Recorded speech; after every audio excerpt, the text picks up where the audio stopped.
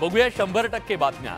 शिवसेनेचा दसरा मेळावा प्रत्येक शिवसैनिकासाठी अतिशय महत्त्वाचा आणि नवचैतन्य जागवणारा असतो। मात्र शिवसेनेतील अंतर्गत बंडाळीनंतर इतर अनेक मुद्द्यांप्रमाणे दसरा मेळाव्यावरून सुद्धा वादावादी आणि हा वाद हायकोर्टापर्यंत गेला होता। यंदाही दोन्ही गटांनी शिवाजी पार्कसाठी अर्ज केला होता। ठाकरे गट आणि शिंदेंच्या शिवसेनेकडून आपला दसरा मेळावा शिवाजी पार्कवरच होईल असा दावा करण्यात येत होता। मात्र आता शिंदेंच्या शिवसेनेनं एक पाऊल मागे घेतलंय। शिवाजी पार्कसाठी पालिकेला दिलेला अर्ज शिंदेंच्या शिवसेनेकडून मागे घेण्यात आलाय।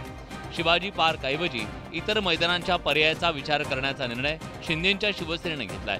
शिंदेंच्या शिवसेनेचा यंदाचा दसरा मेळावा दक्षिण मुंबईतल्या क्रॉस मैदान किंवा ओव्हल ग्राउंडवर घेण्यात येणार असल्याची माहिती मिळते। दसरा मेळावा आझाद मैदान आणि क्रॉस मैदान आरक्षित केलेला आहे। दसरा मेळावा विजयादशमीचा मेळावा हा वाजत गाजत उत्साहाने शिवाजी पार्क म्हणजे शिवतीर्थावरच होणार आहे।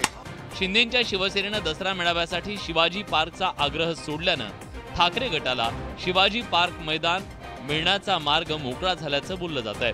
मात्र शिंदेंच्या शिवसेनेनं घेतलेली नमती भूमिका ठाकरेंना अडचणीत आणण्याची नवी खेळी तर नाही ना, अशी चर्चा राजकीय वर्तुळात सुरू आहे।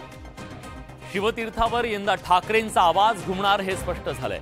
मात्र असं असलं तरी दसरा मेळाव्यावरून शिंदेंची शिवसेना आणि ठाकरे गटातील वार पलटवार काही थांबायचे चिन्ह नाही। शिवसेनेतल्या फुटीनंतर एका शिवसेनेच्या 2 शिवसेना झाल्या। त्यानंतर गेली वर्षी 2 शिवसेनेचे दसरा मेळावे राज्यातल्या जनतेनं पाहिले। आता दसरा मेळाव्यासाठी शिवाजी पार्क मैदानावरून रस्सीखेच सुरू होती।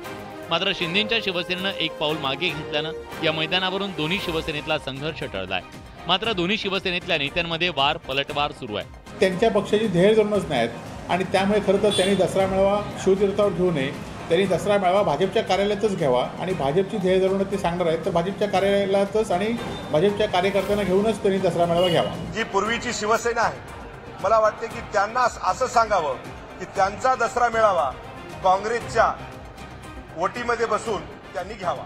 शिवतीर्थावर दसरा मेळावा घेण्यावरून वाद संपुष्टात आला असला तरी या दोन्ही पक्षातील आरोप प्रत्यारोपांचा सामना सुरू राहणार असल्याचं दिसून येत आहे। दसरा मेळाव्यावरून ठाकरे गट आणि शिंदेंच्या शिवसेनेत सामना रंगला होता। मात्र मुख्यमंत्री शिंदेंच्या आदेशानुसार शिवाजी पार्कचा अर्ज मागे घेणार असल्याचं शिंदेंच्या शिवसेनेकडून स्पष्ट करण्यात आलं। यावरून आता ठाकरे गटाचे खासदार संजय राऊत आणि मंत्री दीपक केसरकर यांच्यात झुंपली आहे। दसरा मेळाव्यासाठी अर्ज करणाऱ्या टोळीनं आरशात पाहावं। शिवसेना ठाकरेंचे हे कोणीही सांगेल, शिंदेना कोणीही ओळखत नाही अशी टीका ठाकरे गटाचे खासदार संजय राऊतांनी केली। यावेळी राऊतांनी शिंदेंच्या शिवसेनेचे नेते आणि मंत्री दीपक केसरकर यांच्यावर तोफ डागली। ते लवकरच शिंदेंच्या पाठीत चाकू खुपसून भाजपत निघून जातील असं भाकीत राऊतांनी वर्तवलं। यावेळी राऊतांनी केसरकरांना डोमकावळ्याची उपमा दिली। त्यावरून दोन्ही नेत्यांमध्ये झुंपली आहे। कोण केसरकरचा संबंध काय शिवसेनेशी? हा मोती तलावावरचा डोमकावळा हा एकनाथ शिंदेच्या पाठीत खंजीर खुपसून जाईल भाजपमध्ये। बघा तुम्ही, आपल्या पितरांचं उद्धार करण्यासाठी त्या ठिकाणी पिंडाला कावळा शिवायला लागतो, ही वस्तुस्थिती आहे। तुम्ही हिंदू संस्कृती विसरला, तुम्ही बाळासाहेबांचे विचार विसरला। संजय राऊत सातत्यानं शिंदेंच्या शिवसेनेवर टीकेचे बाण सोडतात। आता राऊतांनी मंत्री केसरकरांवर खरमरीत टीका करून ते भाजपमध्ये जाणार असल्याचा दावा केला। त्यामुळे यावरून राजकारण तापण्याची चिन्ह आहेत।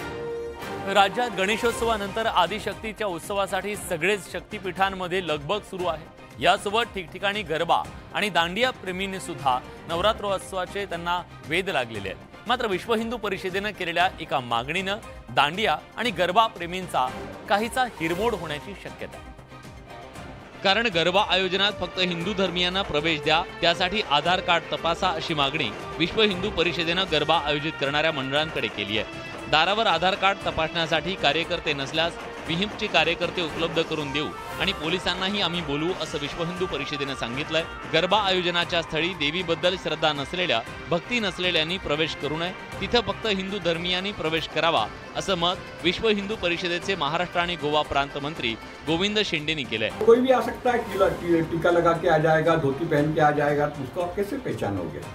इसलिए आधार कार्ड देखना चाहिए। गेल्या काही वर्षापासून गरबा सणात फक्त हिंदू धर्मियांनाच प्रवेश देण्यात यावा अशी मागणी विश्व हिंदू परिषद आणि बजरंग दलाकडून केली जाते। गरब्याच्या कार्यक्रमात इतर धर्मीय लोक प्रवेश करतात, त्यामुळे लव जिहाद प्रकरणं घडतात असा आरोप हिंदुत्ववादी संघटनांकडून केला जातोय। गरबा दांडियात फक्त हिंदूंना प्रवेश द्या अशी मागणी विश्व हिंदू परिषदेने केली। आधार कार्ड तपासून प्रवेश द्यावा असंही विश्व हिंदू परिषदेनं म्हटलंय। मात्र या मागणीनं आता राजकारणाचा फेर सुद्धा सुरू झाल्याचं पाहायला मिळतंय। भाजपनंही विश्व हिंदू परिषदेच्या सुरात सूर मिसळलाय। दांडिया खेळायला येणारे हिंदू आहेत की नाही हे तपासा अशी मागणी भाजपचे आमदार नितेश राणेंनी केली आहे। तसंच भगवे कपडे परिधान करून दांडिया गरबा खेळायला या असं आवाहन नितेश राणेंनी केलंय। तसंच विश्व हिंदू परिषद आणि भाजप आमदार नितेश राणेंच्या मागणीवर ठाकरे गटानं खोचक टोला लगावलाय। आयोजकांनी गेटवरच आधार कार्ड चेक करावं, आतमध्ये जाणारा व्यक्ती हा खरा हिंदू आहे का हे बघूनच त्याला आतमध्ये जाण्याची परवानगी द्यावी। नरेंद्र मोदी फक्त म्हणजे या जगातल्या मुस्लिम राष्ट्रात जाणार नाहीत का कधी, किंवा त्यांच्या राष्ट्रप्रमुखांना बोलवणार नाहीत का? त्यांना वेळ लागलाय। आपल्या असलेल्या धार्मिक सणामध्ये कोणी जर विघ्न आणत असेल तर त्यांना रोखणं हे सुद्धा आपलं काम आहे। ऐन नवरात्रोत्सवाच्या तोंडावर विश्व हिंदू परिषद आणि भाजपनं नवा मुद्दा उपस्थित केला। त्यामुळे गरबा आणि दांडिया प्रेमींकडून यावर काय प्रतिक्रिया येतात हे पाहणं औत्सुक्याचं आहे। मुंबईत गुजराती बोर्डची तोडफोड करण्याची घटना सुरूच आहे। आता घाटकोपरमध्ये मनसेच्या कार्यकर्त्यांनी गुजराती बोर्ड तोडला तर ही प्रवृत्ती सहन करणार नाही असा इशारा भाजप आमदार पराग शहाने दिला। घाटकोपर पूर्वेकडील आरवी मेहता मार्गावरील एका चौकाला देण्यात आलेल्या गुजराती नावाच्या फलकाची तोडफोड करण्यात आली आहे। गुजराती नामफलक फोडल्यानं भाजप आक्रमक झाली आहे। मनसेनं हा नामफलक फोडल्याचा आरोप भाजपनं केलाय। जिथे आरवी मेहता मार्गाची पाटी तोडण्यात आली तिथं भाजप आमदार पराग शहा, माजी नगरसेवक प्रवीण छेडा आणि प्रवक्ता भालचंद्र शिरसाट यांच्या नेतृत्वाखाली निदर्शनं करण्यात आली। जब मराठी में भी बोर्ड लिखा है, गुजराती में भी बोर्ड लिखा है, इंग्लिश में भी बोर्ड लिखा है, तो सिर्फ गुजराती का बोर्ड तोड़कर आप क्या बताना चाहते? सॉफ्ट टार्गेट प्रवीण छेडाच गुजराती लोकांना करतात असं मला वाटतं स्वतःच्या राजकारणासाठी। 2 दिवसांपूर्वी मारू घाटकोपर या गुजराती बोर्डची तोडफोड करून मराठीत माझं घाटकोपर असा बोर्ड लावण्यात आला। त्या पाठोपाठ पुन्हा तोडफोडीची घटना घडली। त्यामुळे आगामी काळात मराठी विरुद्ध गुजराती वादावरून मनसे आणि भाजपमध्ये संघर्षाची चिन्ह आहेत। पुण्यातील ससून रुग्णालयातून ड्रग तस्करी प्रकरणातील आरोपी ललित पाटील पळून गेल्याचा प्रकार समोर आला। त्यानंतर पुणे पोलिसांनी अनेक प्रश्न त्याच्या संदर्भातले उपस्थित त्यांच्यावर करण्यात आले। या दरम्यान कसबा मतदारसंघातील आमदार रवींद्र धंगेकर यांनी ससून रुग्णालय प्रशासनाला चांगलंच धारेवर धरलं। आमदार रवींद्र धंगेकर यांनी ससूनचे डीन डॉक्टर संजीव ठाकूर यांची भेट घेऊन ललित पाटील याच्यावर उपचार करणाऱ्या डॉक्टरांची माहिती मागितली। मात्र डीन डॉक्टर संजीव ठाकूर यांनी ही माहिती द्यायला नकार दिला। त्यामुळे आमदार रवींद्र धंगेकर यांनी डीनच्या केबिनमध्ये ठिय्या मांडला। ललित पाटील पळून जाण्यात शिंदे गटातील एका मंत्र्याचा हात असल्याचा गंभीर आरोप धंगेकरांनी केलाय। ललित पाटीलच्या मागे शिंदे गटातील एक मंत्री बी अशी चर्चा पुणे शहरामध्ये आहे। ललित पाटील यांना ससूनला दाखल करण्यासाठी कोणत्या आमदाराने फोन केले होते? हे फोन कॉल दादा भुसेनचे होते का? दादा भुसेनचं कॉल रेकॉर्ड का चेक केलं जात नाहीये? त्यांना सरकारवर विश्वास नसेल तर त्यांनी पोलीस स्टेशनला जाऊन तक्रार दाखल करावी। त्यांच्याकडे जी माहिती उपलब्ध असेल, पुरावे असेल ते त्यांनी तिकडे सादर करावे। मात्र ललित पाटील फरार होऊन 9 दिवस झाल्यानंतर सुद्धा त्याच्यावर कुठल्या आजारासाठी उपचार सुरू होते आणि त्याच्यावर कोण डॉक्टर उपचार करत होते हे ससूनकडून जाहीर करण्यात आले नाहीये। त्यामुळे ससून प्रशासन संशयाच्या भोवऱ्यात सापडलंय। पुणे पोलिसांना ड्रग्ज माफिया ललित पाटील फरारी प्रकरणात मोठं यश मिळालंय। ललित पाटीलचा भाऊ भूषण पाटील आणि त्याच्या सहकार्याला गुन्हे शाखेनं नेपाळ बॉर्डर जवळून अटक केली आहे। तर ललित पाटीलचा पुणे पोलीस कसून शोध घेत आहेत। पुण्याच्या ससून हॉस्पिटलमधून फरार झालेला ड्रग्ज माफिया ललित पाटील याच्या साम्राज्याचा प्रमुख आधार असलेला भाऊ भूषण पाटील याला गुन्हे शाखेनं नेपाळ सीमेजवळ अटक केली आहे। त्याच्यासोबत असलेला तिसरा आरोपी अभिषेक बलकवडे यालाही ताब्यात घेण्यात आलंय। भूषण पाटील हा ललित पाटीलच्या साम्राज्याचा मुख्य आधार आहे। नाशिक, महाड, रांजणगावमध्ये यापूर्वी मेफोड्रेन तयार करण्याचे कारखाने उभारले होते। या कारखान्यांवर धाडी पडल्यानंतर भूषण पाटील यानं नाशिकमध्ये कारखाने उभे केले। ललित पाटील हा बनवलेलं ड्रग्ज विकण्याचं काम करत होता, तर भूषण पाटील ड्रग्जचं फॉर्म्युलेशन करण्यात एक्सपर्ट होता। क्राईम ब्रँच पुणे सिटी त्याचबरोबर special task force STF Uttar Pradesh यांच्या संयुक्त कारवाईने आपण नेपाळ बॉर्डर, बाराबंकी, गोरखपूर रोड या ठिकाणावरून आपण त्यांना ताब्यात घेतलेला आहे। ड्रग्ज माफिया ललित पाटील याच्या नाशिकमधल्या घरावर पोलिसांनी छापा टाकला। पेन ड्राईव्ह आणि मोबाईल जप्त केले। पाटील याला पळून जायला मदत करणारा त्याचा मोटार चालक दत्ता डोके याला अटक करण्यात आली आहे। अमरावतीच्या राजकारणात राजकीय नेत्यांमध्ये सध्या आरोप प्रत्यारोपांच्या फैरी झडत आहेत। कधी बच्चू कडू तर कधी रवी राणा यांच्यात राजकीय जुगलबंदी झाल्याचं पाहायला मिळालं। आता भाजपचे नेते अनिल बोंडे यांनी यशोमती ठाकूर यांच्यावर टीका केली, त्याला यशोमती ठाकूरांनी सुद्धा जोरदार पलटवार केला। अमरावतीच्या राजकारणात भाजपचे नेते अनिल बोंडे आणि काँग्रेसचे आमदार यशोमती ठाकूर ही दोन मोठी नावं। यशोमती ठाकूर यांच्यावर टीका करताना अनिल बोंडे यांनी वादग्रस्त विधान केलंय। अनिल बोंडेंच्या विधानावरून वाद निर्माण होण्याची शक्यता आहे। दरम्यान यशोमती ठाकूर यांनी अनिल बोंडेंना जोरदार उत्तर दिलंय। निवेदिता ताईला ठाकूर पत्रिका नाही भेटली कारण का इंग्रजाची चाकरी नाही केली,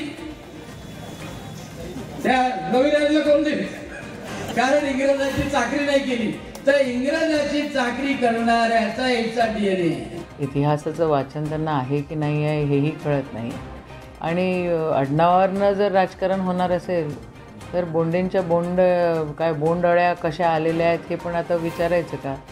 राजकारणात नेहमी मुद्द्यावर बोललं जावं, कुणावरही वैयक्तिक टीका टाळावी हा संकेत आहे। मात्र सध्याच्या राजकारण्यांना याचा विसर पडत असल्याचं दिसून येतंय। पंतप्रधान नरेंद्र मोदी यांना आव्हान देऊ शकेल असा नेता विरोधकांकडे नाहीये, असा दावा भाजपकडून सातत्यानं केला जातो। अशा वेळी देशातला दुसरा सर्वात मोठा पक्ष असलेल्या काँग्रेसचे कार्यकर्ते खासदार राहुल गांधींचा उल्लेख करतात, मात्र भाजप नेत्यांकडून कायमच राहुल गांधींवर टीका करण्यात येते। भाजपकडून कधी राहुल गांधींच्या भाषणातल्या लहान मोठ्या चुकांचा व्हिडिओ क्लिप व्हायरल करून तर कधी मुलाखतींमधली एखादी चूक व्हायरल केली जाते। विरोधकांकडून नेहमीच राहुल गांधींचं प्रतिमा हनन करण्याचा प्रयत्न केला जात असल्याचा आरोप करण्यात येतो। अशात राहुल गांधींचे समर्थक आणि काँग्रेसचे नेते कायम राहुल गांधींच्या बाजूने उभे राहिले। मात्र महाराष्ट्रातील काँग्रेसचे नेते आणि विरोधी पक्षनेते विजय वडेट्टीवार यांनी पुण्यातल्या एका कार्यक्रमात राहुल गांधींबाबत वक्तव्य करत घरचा आहेर दिला। वडेट्टीवारांच्या या विधानानं भाजपला राहुल गांधींना घेरण्याची आयती संधी मिळाली। राहुल जी क्वालिफाईड आहे, गांधी वक्ता अच्छा नाही। इंडिया आघाडीच्या सर्व नेतृत्वाने विचार करावा की राहुल गांधीला नेतृत्व द्यायचं की नाही द्यायचं। राहुल गांधीजींना नेतृत्व करण्याचे अधिकार नाही, म्हणजे त्यांच्यामध्ये गुण नाही, त्याच्यावर शिक्कामोर्तब विजय वडेट्टीवारजीने काल एका भाषणात केलेला आहे। वडेट्टीवारांनी राहुल गांधींबाबत केलेल्या वक्तव्यानं राजकारण तापलंय। आता याच वक्तव्यामुळे वडेट्टीवारांना काँग्रेस कार्यकर्ते आणि हायकमांडच्या रोषाला सामोरं जावं लागण्याची शक्यता आहे। आगामी नवरात्रोत्सवाच्या पार्श्वभूमीवर करवीर निवासिनी अंबाबाई मंदिरात भाविकांना सुविधा देण्यासाठी पश्चिम महाराष्ट्र देवस्थान समितीकडून प्रयत्न सुरू आहे। याचाच एक भाग म्हणून दर्शन रांग सुद्धा वाढवण्यात आली। शेतकरी संघाची इमारत ताब्यात घेण्यात आली, मात्र मंगळवारी दुपारी कोल्हापूर पालिकेनं केलेल्या कारवाईनं जोरदार राडा झाला। करवीर निवासिनी अंबाबाई मंदिरामध्ये दर्शनासाठी येणाऱ्या भाविकांसाठी पश्चिम महाराष्ट्र देवस्थान समितीकडून चप्पल स्टँडची सुविधा करण्यात आली। त्यानंतर मंदिराच्या भिंतीला खेटून असलेल्या खासगी दुकानदारांच्या चप्पल स्टँडवर कोल्हापूर पालिकेच्या अतिक्रमण विभागाकडून कारवाई करण्यात आली। यावेळी खासगी दुकानदार आणि अतिक्रमण विभागाची चांगलीच खडाजंगी झाली। महिलांनी दुकानांवर कारवाईला कडाडून विरोध केला। 2 दिवसाची मुदत मागितली आम्ही, जाधव साहेब 2 दिवसाची मुदत न देता कुठलीही माहिती न कळवता येणे आमचे चप्पल स्टँड काढाय आल्यात। समोर अतिक्रमण असताना सचिन जाधव म्हणतो खाजगी आहे, खाजगी आहे। सचिन जाधवाला काय माहिती आहे खाजगी आहे? मग हे अतिक्रमण आहे, ते अतिक्रमण नाही, अनधिकृत आहेत। महापालिकेने कोणतीही परवानगी आज अखेर त्यांना दिलेली नाही। पालिकेनं कारवाई केलेलं चप्पल स्टँड अंबाबाई मंदिराच्या भिंतीला लागून होतं, त्यामुळे मंदिराचं मूळ बांधकाम, मंदिराची रचना झाकलं गेल्याची तक्रार काही भाविकांकडून होत होती। या पार्श्वभूमीवर हे खासगी अनधिकृत चप्पल स्टँड हटवण्यात आल्याचं पालिकेकडून सांगण्यात आलंय। तिकडे तुळजापुरात नवरात्रोत्सवाची तयारी अंतिम टप्प्यात असताना विकास आराखडा आणि त्यातील काही मुद्द्यांवर आक्षेप घेतला जातोय। याच मुद्द्यावरून काही पुजारी आक्रमक झाले। अवघ्या काही दिवसांवर नवरात्रोत्सव येऊन ठेपला असताना अवघ्या महाराष्ट्राचं श्रद्धास्थान असलेल्या तुळजापुरात बुधवारी बंदची हाक देण्यात आली। तुळजाभवानी मंदिर विकास प्रारूप आराखड्यातील दर्शन मंडपाच्या जागेवरून वाद सुरू झालाय। दर्शन मंडप हा घाटशीळ इथं करण्यास काही पुजारी, काही व्यापारी, काही स्थानिक नागरिकांचा विरोध आहे। दर्शन मंडप हा तुळजाभवानी देवीच्या मुख्य महाद्वार इथं असावा अशी पुजारी आणि व्यापाऱ्यांची मागणी आहे। तसंच दर्शन मंडपाची जागा बदलल्यास काही व्यापाऱ्यांचं आणि काही स्थानिक नागरिकांचं नुकसान होणार आहे। त्यामुळे त्यांनी तुळजापूर शहर बंदचं आवाहन केलंय। सर्वांना विश्वासात घेऊन हा विकास आराखडा मंजूर करणं अपेक्षित होतं, परंतु या ठिकाणी कुणालाही विश्वासात घेतलं जात नाही। जसं पहिल्यापासून दर्शन महाद्वारातलं होतं तसंच सोयीस्कर भाविकांना महाद्वारातलं व्हावं। ऐन नवरात्रोत्सवाची तयारी सुरू असताना पुजारी, व्यापारी आणि नागरिकांनी आक्रमक भूमिका घेतली आहे। त्यामुळे तुळजापुरात गोंधळाची स्थिती पाहायला मिळते।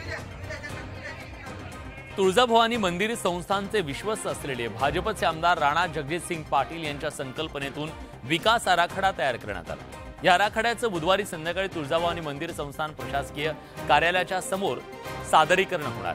त्यानंतर भाविक, पुजारी, व्यापारी आणि स्थानिक नागरिकांच्या सूचनेच्या नंतर 26 ऑक्टोबरपर्यंत जिल्हाधिकारी अंतिम अहवाल सादर करतील. तीर्थक्षेत्र तुळजापूर इथल्या तुळजाभवानी मातेचं दर्शन अधिक सुलभ करण्यासाठी तसंच भाविकांच्या वेळेची बचत व्हावी यासाठी नवीन बदल करण्यात येणार आहेत. शिर्डी तिरुपती देवस्थानच्या धर्तीवर बदल करण्यात येणार आहेत. तुळजाभवानी मंदिरासाठी प्रसाद योजनेतून 1000 कोटींचा नवा आराखडा तयार होतोय. नव्या आराखड्यात वातानुकूलित सभागृहातून दर्शनाची रांग असणार आहे.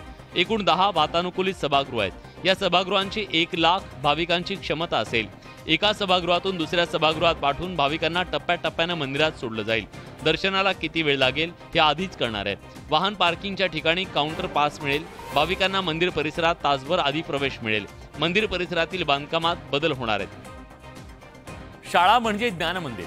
आदर्श शिक्षक विद्यार्थ्यांचं जीवन घडवून खऱ्या अर्थानं राष्ट्र घडवतात. मात्र गडचिरोलीमधल्या एका शिक्षकानं या सगळ्या प्रकाराला हरताळ फासलाय. शाळेत मुलांना शिकवायला सरकारचा गलेलठ्ठ पगार घ्यायचा, मात्र शाळेत न जाता मुलांना शिकवायला मजुरीवर शिक्षक ठेवायचा असा प्रकार गडचिरोलीत उघड झालाय.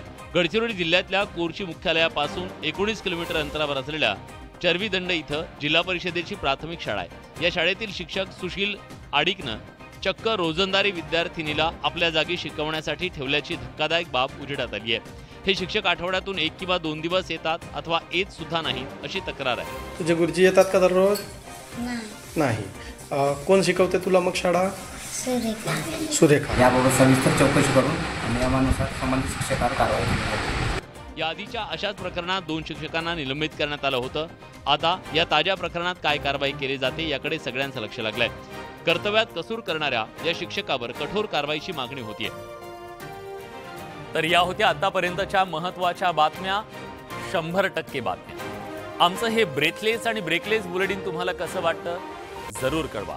बुलेटिनमध्ये आपण इथेच थांबतोय. ताज्या घडामोडींसाठी बघत रहा न्यूज 18 लोकमत.